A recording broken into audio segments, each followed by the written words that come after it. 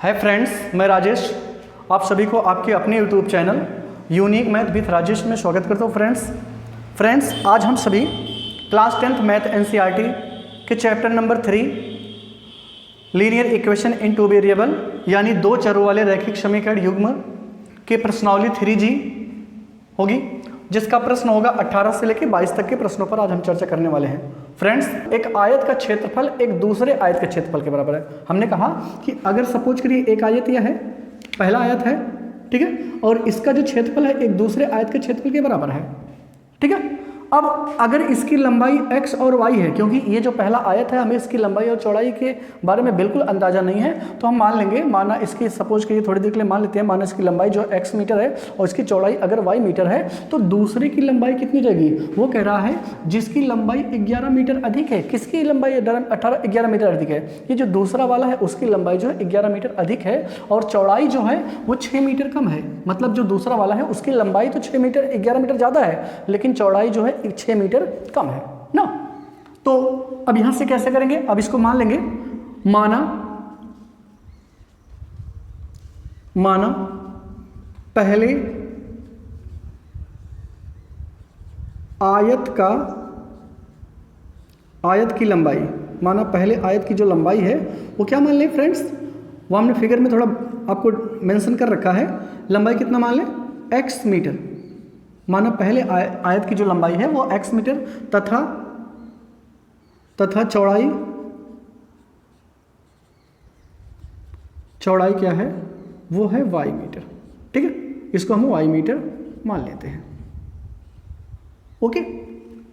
अब ये बताइए, अगर ये पहले आयत की लंबाई x मीटर हो गई और उसकी चौड़ाई y मीटर हमने थोड़ी देर के लिए लेट कर लिया, तो इसका क्षेत्रफल हो जाएगा।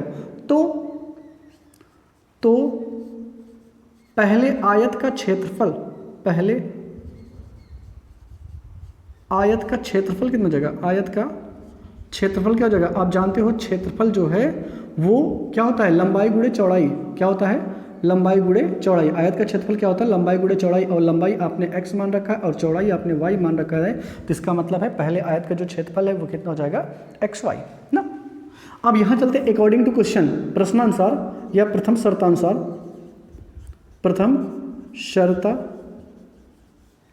अनुसार कहता है कि एक आयत का क्षेत्रफल, एक आयत का क्षेत्रफल यानी पहले आयत का क्षेत्रफल। तो जो पहले आयत का क्षेत्रफल है, पहले आयत का क्षेत्रफल आपने निकाल रखा है, कितना है? पहले आयत का जो क्षेत्रफल है वो xy है, यानी xy ये है, वो दूसरे आयत के क्षेत्रफल के बराबर है। अब दूसरा भी आयत है तो आयत का क्षेत्रफल का फॉर्मूला क्या हो जाएगा? वो हो जाएगा लंबाई गुणे चौड़ाई। अब यानी अब बताइए दूसरे आयत की लंबाई कितनी हो जाएगी? x + 11 और दूसरे आयत की चौड़ाई कितनी हो जाएगी? y - 6, क्योंकि साफ साफ प्रश्न कह रहा है कि जिसकी लंबाई 11 मीटर अधिक है, तो अगर पहले वाले की लंबाई x है तो दूसरे वाले की लंबाई कितनी हो जाएगी? x + 11। क्या हो जाएगा? ये x + 11, ठीक है। इसको हम क्या लेट कर लें? x + 11। अच्छा, ये लंबाई गुणे चौड़ाई। अब उसके दूसरे की चौड़ाई कितनी है? चौड़ाई कहता है कि 6 कम है। किससे कम है? जो पहला वाला आयत है उसकी चौड़ाई से 6 कम है। तो पहले वाले आयत की चौड़ाई कितनी है? y - 6। ये हो जाएगा। यहाँ से अगर आप इसको गुणा करेंगे तो क्या हो जाएगा? x इसका मल्टीप्लाई इसमें करिए तो क्या हो जाएगा? xy, और x का मल्टीप्लाई 6 में करेंगे तो क्या हो जाएगा? -6x, और 11 का गुणा आप y में करेंगे तो क्या हो जाएगा? +11y हो जाएगा, और 11 गुणा आप -6 में करेंगे तो -66 हो जाएगा। इतनी बात सुनाई। अब यहाँ देखिए xy से xy कैंसिल आउट हो जाएगा, यानी क्या बचा? इधर 0 बराबर -6x और +11y और -66 बचा। इसको इधर ले आइए तो 6x -11y और माइनस नहीं प्लस हो जाएगा 66 बराबर कितना? 0। समीकरण नंबर 1 हो गया। इतनी बात समझ में आई ना भैया? वो कहता था कि पहले आयत का जो क्षेत्रफल है वो दूसरे आयत के क्षेत्रफल के बराबर है, तो दूसरे आयत की जो लंबाई है वो x नहीं है, x से भी ज़्यादा 11 है, और चौड़ाई जो है ये y नहीं है, y से 6 कम है, तो y - 6 हो गया। अब इनको हम जब यहाँ सॉल्व करेंगे तो इक्वेशन नंबर फर्स्ट बनेगा, ओके, समझ में? अब द्वितीय शर्तानुसार, अब इसको देख लेते हैं। द्वितीय शर्तानुसार ये क्या हो जाएगा?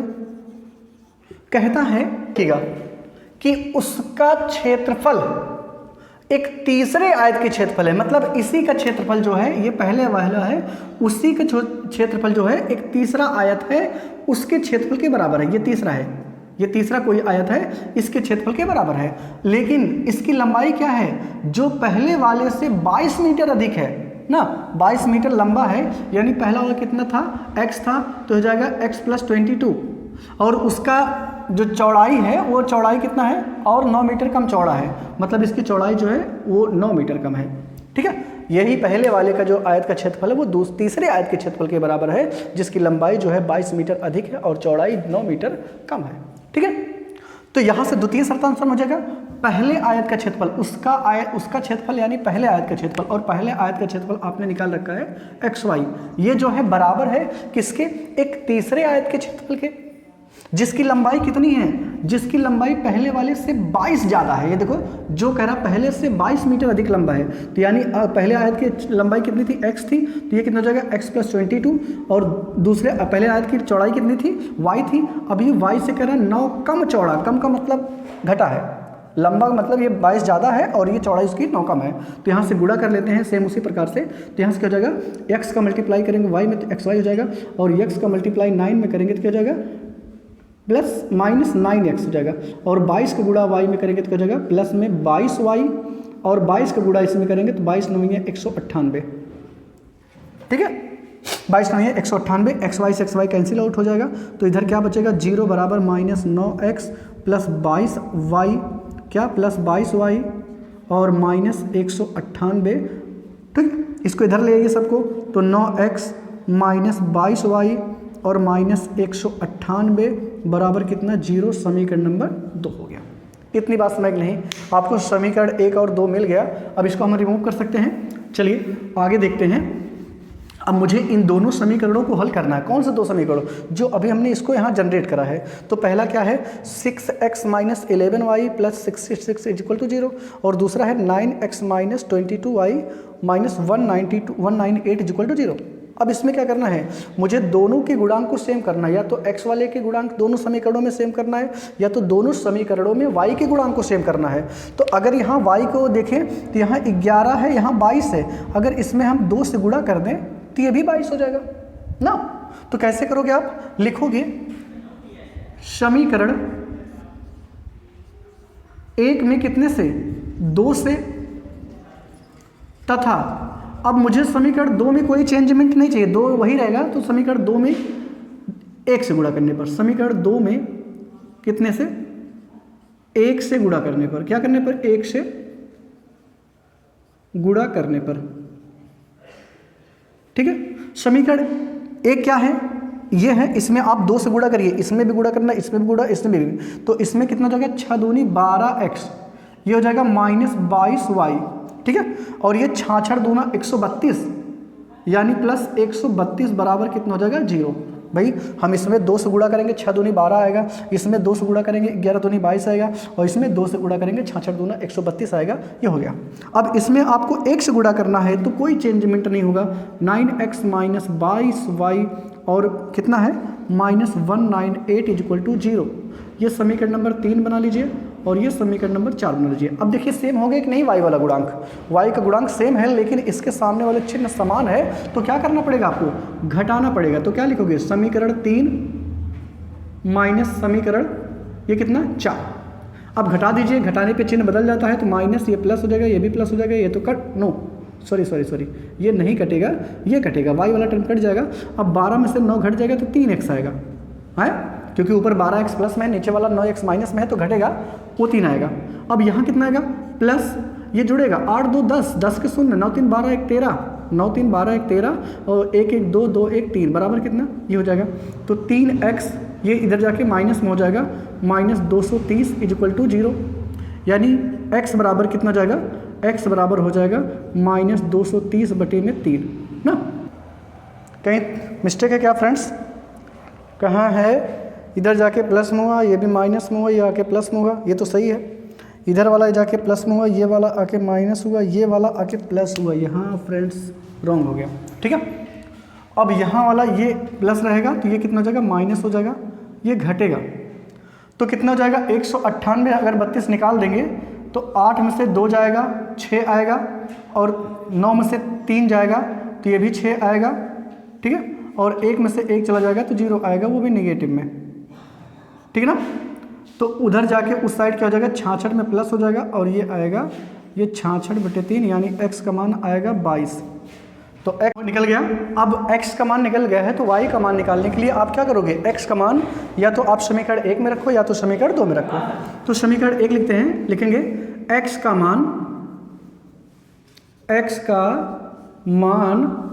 समीकरण 1 में रखने पर, समीकरण 1 में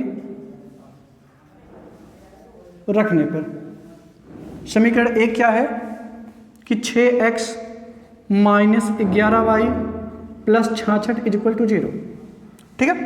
तो x का मान रख दीजिए 6 गुणे 22 minus 11y plus 66 is equal to 0। तो 22 छक्का 132, 22 छक्का 132 minus 11y plus 66 is equal to 0। जोड़ लीजिए इसको, 6 12 2 ना, और 6 3 9 1 10, और ये हो जाएगा 2, यानी माइनस 11y प्लस 102 बराबर 0, 202, ठीक है ना, समझ में आ रहा है। 6 6 12 का 2 हो जाएगा, और ये 6 3 9 1 10, 10 का शून्य हासिल बचा 1, और 1 में दूर जाएगा 2, यानी 11y बराबर आएगा 202। तो y का मान आ जाएगा 202 बटे में कितना, 11। अब 11 1 के 11, फिर कहीं गलत है क्या, 22 छक्का 132, 22 छक्का 132 होता है, 136 हमने लिख दिया है। तो 22 छक्का 132 हो जाएगा, 6 2 8 हो जाएगा, ठीक है। तो 6 3 9 ये हो जाएगा, और 198, यानी आएगा 198 इधर जाके प्लस में, ठीक है। तो ये हो जाएगा 198 बटे 11। तो 11 11 1 के 11, 11 8 88, y का मान कितना आ गया, 18, ठीक है। x का मान आ गया 22 और y का मान आ गया 18। तो यही ये क्या हो जाएगी, आयत की लंबाई और चौड़ाई, मतलब आयत की लंबाई क्या हो जाएगी, आयत की लंबाई जो है वो आपने मान रखा था x, और ये 22 आया, यानी लंबाई आ गई 22 मीटर। और आयत की चौड़ाई क्या हो जाएगी, आयत की चौड़ाई कितनी हो जाएगी, वो हो जाएगी, आपने y मान रखा था और y का मान आया 18। तो यानी अब आपसे पूछ क्या रहा था, आपसे पूछ रहा आयत का क्षेत्रफल। तो आप लिखोगे आयत का क्षेत्रफल बराबर क्या, आयत का क्षेत्रफल बराबर क्या होता है, लंबाई गुणे चौड़ाई होता है ना। तो लंबाई आपने निकाल रखा है 22, और गुणे उसकी चौड़ाई जो निकाल रखा है ये 18। तो 18 दूनी 36 के 6, 18 दूनी 36, 36 3 39, यानी इतना आएगा 396 मीटर स्क्वायर, ठीक है। जो आयत का क्षेत्रफल है वो 396 मीटर स्क्वायर। समझ में आया फ्रेंड्स, ये अच्छा प्रश्न है, ये बहुत बढ़िया प्रश्न है। आप इसको अगर थोड़ा सा ध्यान देंगे तो 100% इसमें गलती नहीं है, बस थोड़ा सा लंबा है, ठीक है। तो आशा करता हूँ आपको समझ में आएगा फ्रेंड्स। चलते हैं अगले प्रश्न पे। प्रश्नोली का 19वां प्रश्न है, कहता है एक आयताकार हॉल की लंबाई 10 मीटर और चौड़ाई 5 मीटर बढ़ाने पर उसका क्षेत्रफल जो है वो 600 मीटर वर्ग बढ़ जाता है। 600 मीटर वर्ग क्या होता है, बढ़ जाता है। परंतु उसकी लंबाई 10 मीटर घटाने पर और चौड़ाई 7 मीटर बढ़ाने पर क्षेत्रफल केवल 100 मीटर वर्ग बढ़ता है। तो हॉल की लंबाई और चौड़ाई ज्ञात कीजिए। सबसे पहली बात तो हमें हमसे जो पूछा जा रहा है वही मान लेंगे। क्या मानेंगे, यहाँ लिख देंगे हल में माना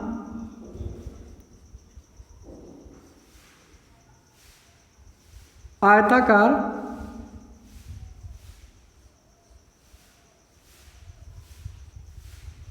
हॉल की लंबाई बराबर कितना, x मीटर, ठीक है। माना आयताकार हॉल की लंबाई जो है वो x मीटर है तथा चौड़ाई कितना मान लेते हैं, चौड़ाई बराबर y मीटर मान लेते हैं, ठीक है। माना आयताकार हॉल की जो लंबाई है वो x मीटर है तथा चौड़ाई जो है वो y मीटर है। तो आयत का क्षेत्रफल क्या हो जाएगा, तो आयताकार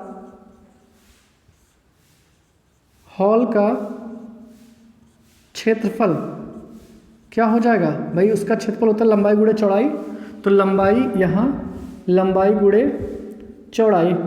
अब लंबाई x आपने मान रखा है और चौड़ाई कितना मान रखा है y, यानी वो आयत का जो क्षेत्रफल होगा वो कितना होगा xy। कब? जब उसकी लंबाई x रही होगी और जब उसकी चौड़ाई जो है y रही होगी ना। अब चलते हैं प्रथम शर्त अनुसार में, ध्यान रखिएगा प्रश्नानुसार क्या कहता है, यहीं से प्रश्न पकड़िएगा।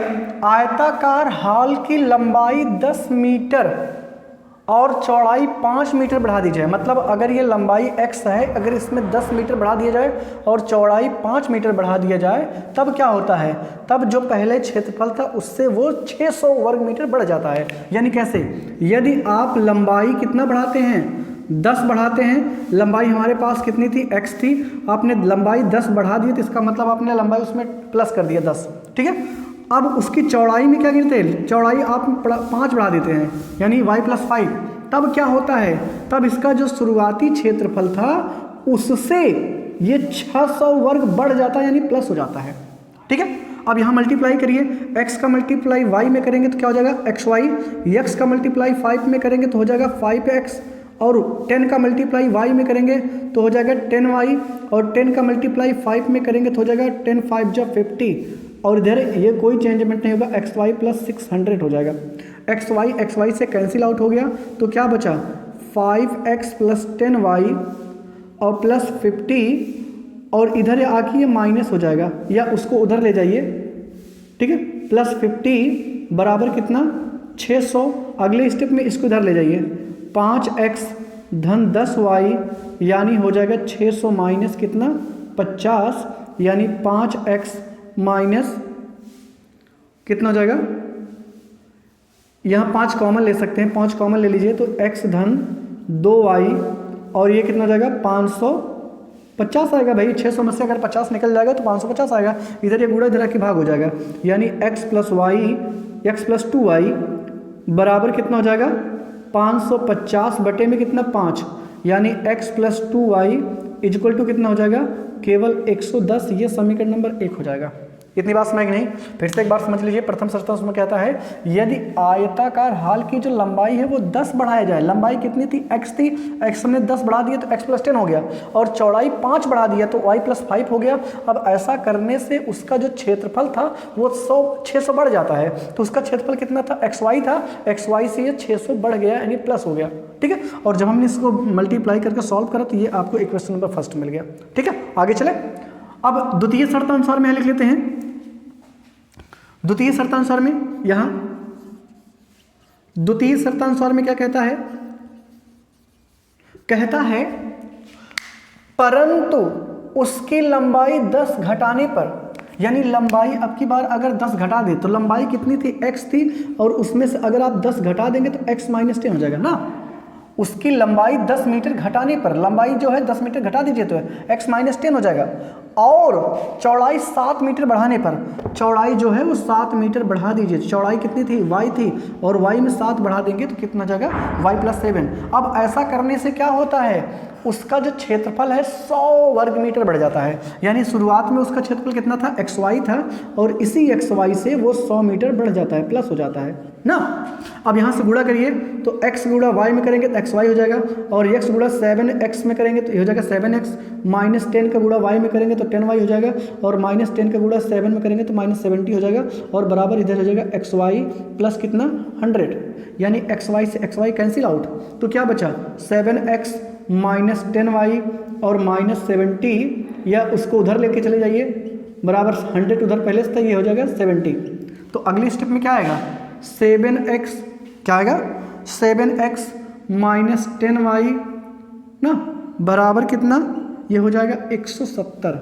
ये समीकरण नंबर कितना आ गया 2। इतनी बात सुनाई नहीं, फिर से एक बार समझ लीजिएगा। कहता है कि लंबाई अगर 10 मीटर घटा दिया जाए तो लंबाई कितनी थी x थी, उसमें 10 घटाएंगे तो x - 10 हो जाएगा, और चौड़ाई 7 मीटर बढ़ा दिया जाए तो यानी y + 7 हो जाएगा। तो उस ऐसा करने से उसका जो क्षेत्रफल है, शुरुआत में उसका क्षेत्रफल कितना था xy था, और xy से 100 बढ़ जाता है, यानी xy + 100 हो गया, ठीक है। मल्टीप्लाई करेंगे तो xy से कट जाएगा, और ये हो जाएगा 7x ना, भाई x गुड़ा y में करेंगे तो xy हो जाएगा, x गुड़ा 7 का 7x हो जाएगा, -10 गुड़ा y में करेंगे तो -10y होगा, -10 गुड़ा 7 का -70 हो जाएगा इक्वल टू 100। तो x y कट जाएगा और 70 इधर माइनस तो इधर आके प्लस हो गया, यानी 7x - 10y इक्वल टू कितना मिला 170। ओके, अब समीकरण एक और देखें। समीकरण एक क्या है, ये है 7x, नहीं ओनली x + 2y है ना। तो अगर हम यहाँ कितने से गुणा कर दें, यहाँ 7 से गुणा कर दें, या फिर ऐसा आप कहें कि इसको आप 10 बना ले 5 से गुणा कर दें, ठीक है। तो कितने से गुणा करें, अब लिखोगे समीकरण एक में कितने से, समीकरण एक में अगर आपको x बराबर करना है तो 7 से गुणा करना पड़ेगा, क्योंकि यहाँ 7 है, यहाँ भी 7 हो जाएगा तभी बराबर होगा। अगर आप y को बराबर करना चाहते हैं तो यहाँ 2 से गुणा कर दीजिए। तो कितने से, सॉरी 5 से। तो समीकरण एक में 5 से y को बराबर कर लेते हैं। समीकरण एक में 5 से गुणा करने पर तो जब समीकरण एक में 5 से गुणा कर देंगे, या तथा लिख लीजिए, तथा समीकरण 2 में कोई चेंजमेंट नहीं चाहिए, 2 में 1 से गुणा करने में, जिसमें कोई चेंजमेंट नहीं चाहिए उसमें 1 से गुणा कर दीजिए, ठीक है, करने पर। तो इसमें समीकरण एक में आप कितने से गुणा करें, 5 से ना, आपने लिखा समीकरण एक में 5 से, तो यहाँ 5 से गुणा करेंगे तो हो जाएगा 5x, ये हो जाएगा 5 दूनी 10y और इक्वल टू 5, ये 55 हो जाएगा, ठीक। वैसे यहीं करना नहीं चाहिए, तो मुझे यहीं डायरेक्टली मिल जाता, लेकिन हमने यहाँ कर दिया, गलती कर दिया थोड़ा सा, ठीक है। तो इसको समीकरण नंबर कितना बना ले, समीकरण नंबर 3 बना ले, और इसमें कोई चेंजमेंट नहीं चाहिए, बराबर कितना, ये हो जाएगा 170। अब इसको समीकरण नंबर 4 बना लीजिए। अब इसको जोड़ने पर यहाँ देखिए जो सेम तो हो गया, y वाला टर्म सेम हो गया, एक सामने प्लस एक सामने माइनस है, तो आप जोड़ोगे, लिखोगे समीकरण 3 और धन समीकरण 4, ठीक है। यही सिंपल हो सकता था अगर आप हम यहाँ कॉमन ना लिए थे, डायरेक्टली ये करते तो आपको ये स्टेप करना ही नहीं होता, ठीक है।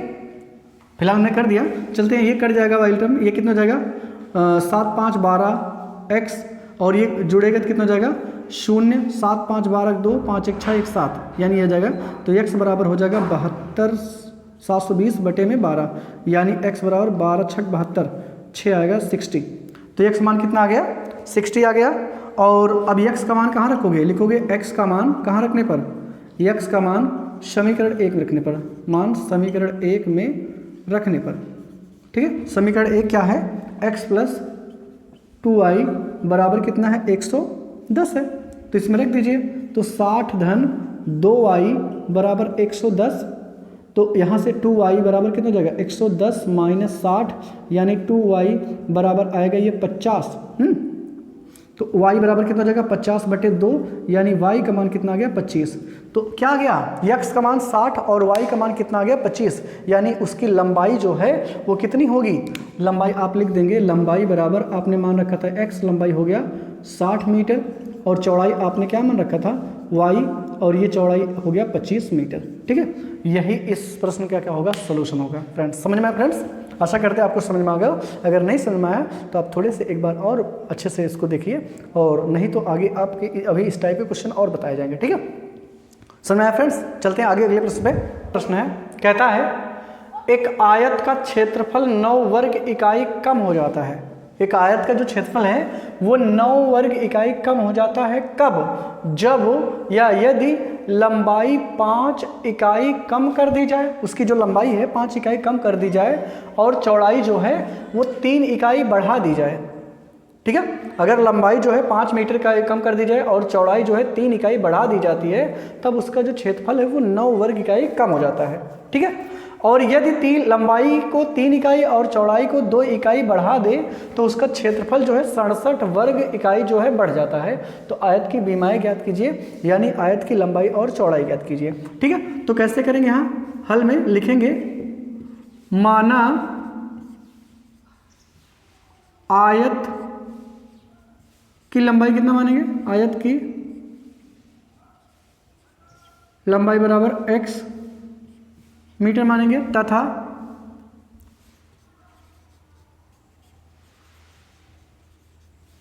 आयत की चौड़ाई आपको माननी है बराबर y मीटर,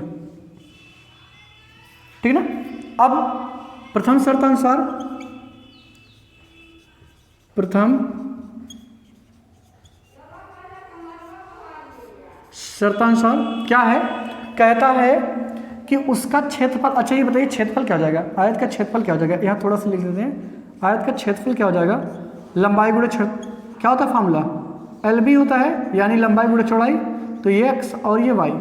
अब यहाँ आप लिखोगे प्रथम शर्ता अनुसार, क्या लिखोगे, प्रथम शर्ता अनुसार क्या कहता है कि 9 वर्ग, उसका क्षेत्रफल जो है वो 9 वर्ग इकाई कम हो जाता है, उसका क्षेत्रफल जो है वो 9 वर्ग इकाई कम हो जाता है, यानी एक्स वाई माइनस 9।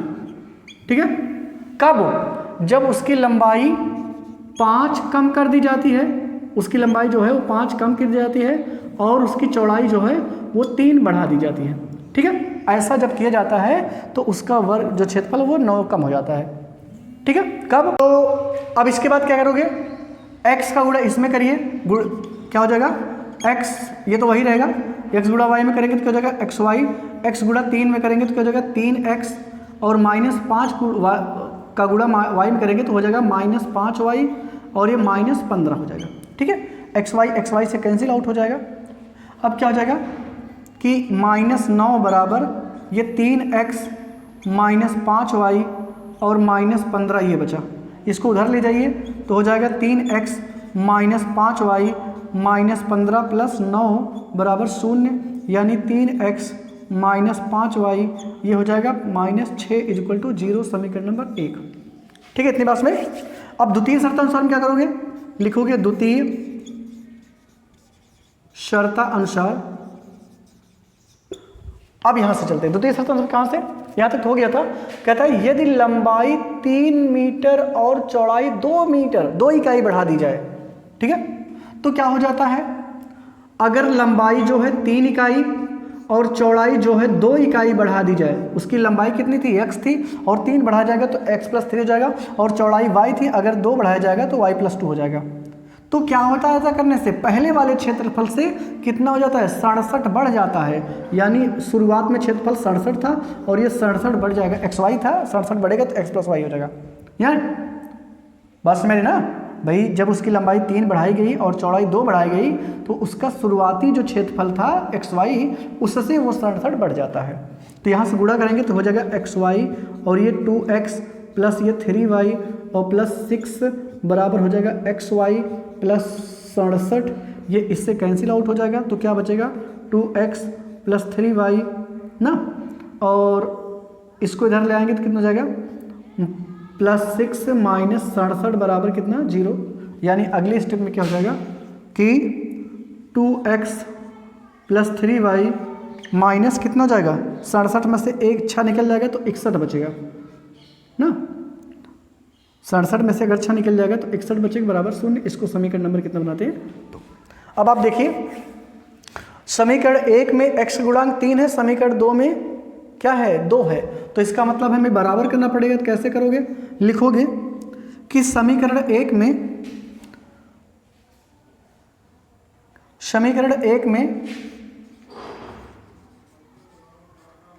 2 से तथा समीकरण 2 में कितने से 3 से गुणा करने पर क्यों कर रहे हैं गुणा, क्योंकि समीकरण 1 में देखिए यह कितना है 3x है, तो इसमें 2 से गुणा करेंगे 6 हो जाएगा, और समीकरण 2 में क्या है 2x है, तो इसमें 3 से गुणा करेंगे तो ये 6 हो जाएगा। इसी वजह से समीकरण 1 में हम 3 से गुणा कर रहे हैं, सॉरी 2 से, और समीकरण 2 जो है उसमें 3 से, तो गुणा करिए। तो यहाँ 2 से गुणा करेंगे 3 दूनी 6 माइनस 5 दूनी 10y माइनस 6 दूनी 12 बराबर कितना 0, समीकरण नंबर हो जाएगा 3। ठीक है, अब इसमें 3 से गुणा करना, तो 3 से गुणा करेंगे 3 दूनी 6x प्लस 3 त्रिका 9y, और इसमें 3 से 3 1 के 3 3 6 18, यानी 183। नहीं बस में भाई 3 से गुणा करेंगे 3 1 के 3 हो जाएगा, 3 6 18 हो जाएगा।